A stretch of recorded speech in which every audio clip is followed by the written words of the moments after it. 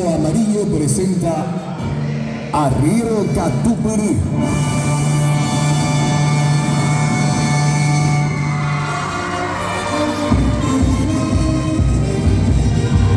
En el corazón del campo paraguayo vive un hombre de campo llamado Don Ramón, un agricultor apasionado que se levanta cada mañana con el canto de los pájaros.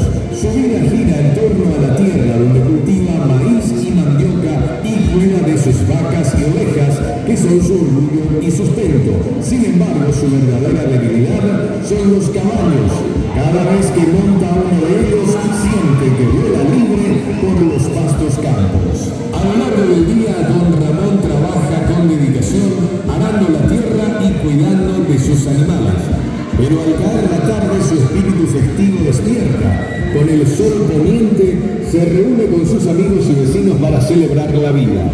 La música de la guitarra y el acordeón resuena en el aire y todos se unen en un baile alegre, donde Don Ramón muestra sus mejores pasos, contagiando a todos con su energía y amor por la tradición.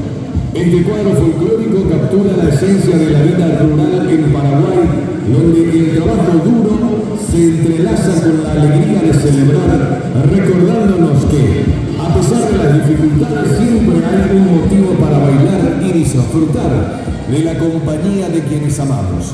La historia de Don Ramón es un homenaje a la conexión con la tierra, los animales y la cultura que nos une.